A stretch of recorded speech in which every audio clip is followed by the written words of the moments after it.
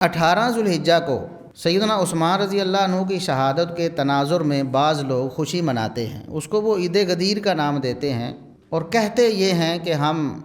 سیدنا علی رضی اللہ عنہ کی خلافت بلا فصل کو منا رہے ہیں۔ ان کا کہنا یہ ہے کہ سیدنا علی رضی اللہ عنہ کو رسول اللہ صلی اللہ علیہ وسلم نے غدیر خم کے مقام پر 18 ذوالحجہ کو خلافت بلا فصل سونپ دی تھی، اعلان کر دیا تھا کہ میرے بعد سیدنا علی رضی اللہ عنہ خلیفہ ہوں گے، مسلمانوں کے حاکم والی ہوں گے۔ یہ بہت بڑا جھوٹ ہے،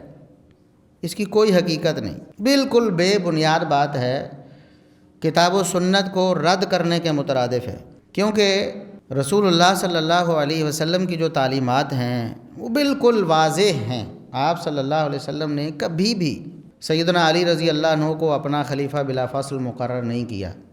لہٰذا اس بات کو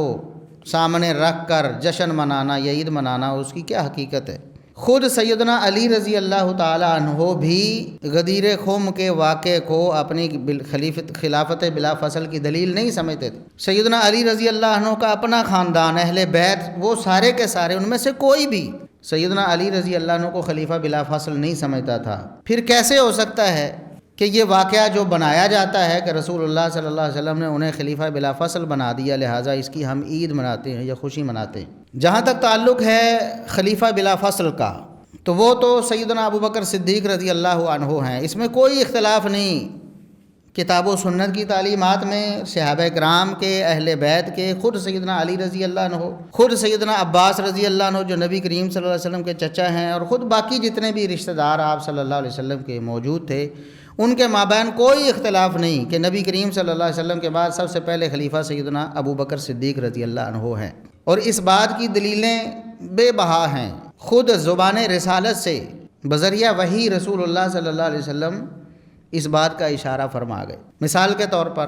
رسول اللہ صلی اللہ علیہ وسلم اپنی وفات سے پہلے سیدہ عائشہ صدیقہ رضی اللہ عنہا سے کہتے ہیں، یہ صحیح بخاری اور صحیح مسلم کی حدیث ہے، سیدہ عائشہ رضی اللہ عنہا سے کہتے ہیں، ادعی لی ابا بکر اباکی و اخاکی، عائشہ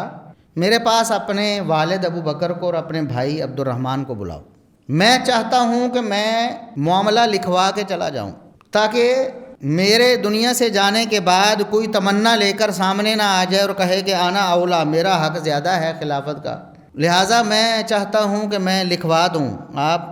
اپنے والد صاحب کو بلائیں اور بھائی کو بلائیں، عبد الرحمن بن ابی بکر بھی لکھے پڑے تھے، میں لکھوا دوں تاکہ لکھا ہوا صحیفہ لوگوں کے پاس موجود ہو۔ پھر آپ صلی اللہ علیہ وسلم نے تھوڑی دیر بعد، ابھی انہیں بلایا نہیں گیا تھا، تو آپ صلی اللہ علیہ وسلم نے یہ اعلان فرمایا، اگر خلافت بلا فصل کی کوئی دلیل ہے دنیا میں تو اس سے بڑی کوئی دلیل نہیں کہ آپ صلی اللہ علیہ وسلم کس کو خلیفہ بلا فصل بنا کے گئے۔ اگر کوئی عید منانی تھی تو اس پہ منانی تھی،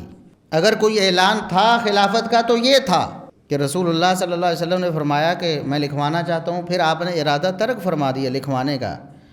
فرمایا عائشہ یا اب اللہ والمؤمنون الا ابا بکر، صحیح بخاری صحیح مسلم دونوں میں حدیث موجود ہے، اور یہ مسلمانوں کے متفقہ مآخذ ہیں، قرآن کریم کے بعد اصح الکتب بعد کتاب اللہ صحیح بخاری اور پھر صحیح مسلم۔ رسول اللہ صلی اللہ علیہ وسلم نے فرمایا کہ عائشہ رہنے دو، اب بلانے کی ضرورت نہیں،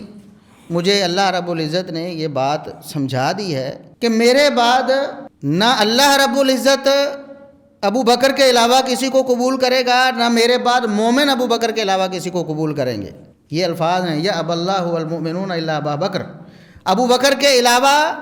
اللہ بھی ہر ایک کو رد کر دے گا اور مومن بھی رد کر دیں۔ کتنی بڑی دلیل ہے، دو ٹوک الفاظ ہیں رسول اللہ صلی اللہ علیہ وسلم نے جو فرمائے ہیں، بھی لکھنے کی ضرورت نہیں۔ اللہ رب العزت نے ابو بکر کے علاوہ کسی کو قبول ہی نہیں کرنا اور مومنوں نے بھی قبول نہیں کرنا، لہٰذا ہمارے نزدیک مومن وہی ہے جو ابو بکر کو رسول اللہ صلی اللہ علیہ وسلم کے بعد قبول کرتا ہے رضی اللہ تعالیٰ عنہ، جو نہیں کرتا اس حدیث کی روشنی میں وہ مومن نہیں ہے۔ اگر کوئی دلیل تھی خلافت بلا فصل کی وہ تو یہ دلیل تھی، اس کو چھوڑ کے سائیڈ پہ کر کے ایک بات جس کو سیاق و سباق سے ہٹا کے اس کا معنی بدل کے اس میں تحریف کر کے، حالانکہ غدیر خم کے موقع پہ رسول اللہ صلی اللہ علیہ وسلم نے اتنی بات ارشاد فرمائی کہ من کنت مولاہ فہذا علی مولا، جس کا میں محبوب، جو مجھ سے محبت کرتا ہے وہ علی سے بھی محبت کرے گا رضی اللہ تعالی عنہ۔ اور ہم یہ بات سمجھتے ہیں، ہمارا ایمان ہے کہ سیدنا علی رضی اللہ عنہ کی محبت ایمان ہے، اور یہ بات ایک موقع پہ نہیں، اور صرف سیدنا علی رضی اللہ عنہ کے لیے نہیں بلکہ صحابہ کرام کے لیے کئی دفعہ رسول اللہ صلی اللہ علیہ وسلم نے یہ بات ارشاد فرمائی۔ مثال کے طور پر انصار صحابہ کے بارے میں رسول اللہ صلی اللہ علیہ وسلم نے فرمایا کہ ایمان کی علامت انصار سے محبت ہے، انصار سے جو محبت کرتا ہے، انصار صحابہ سے، سمجھو وہ مومن ہے، اور جو انصار صحابہ سے نفرت کرتا ہے، بغض رکھتا ہے، سمجھو منافق ہے۔ اور یہی بات سیدنا علی رضی اللہ عنہ کے بارے میں بھی ارشاد فرمائی کہ علی سے مومن محبت کریں گے اور منافق بغض رکھیں گے، نفرت کریں گے۔ تو ہمارے نزدیک تو صحابہ ہوں، اہل بیت ہوں، ابو بکر، عمر، عثمان ہوں یا علی رضی اللہ عنہم ہوں، سب کے سب محبوب ہیں، اور ان سے محبت ایمان ہے، اور ان سے بغض رکھنا نفاق ہے۔ یہی بات آپ صلی اللہ علیہ وسلم نے ارشاد فرمائی جو پہلے کئی صحابہ کے لیے ارشاد فرما چکے تھے، سارے انصار کے لیے یہی بات ارشاد فرمائی تھی کہ بھی انصار کی محبت ایمان ہے، انصار سے محبت کرنا، اور یہاں بھی فرمایا کہ جو مجھ سے محبت کرتا ہے وہ علی سے بھی محبت کرے۔ اتنی بات، اس کو بدل کے اس میں تحریف کر کے کہا کہ نہیں، رسول اللہ صلی اللہ علیہ وسلم نے یہ فرمایا ہے کہ میرے بعد علی رضی اللہ عنہ خلیفہ بلا فصل ہوں گے، حکمران ہوں گے، حاکم ہوں گے۔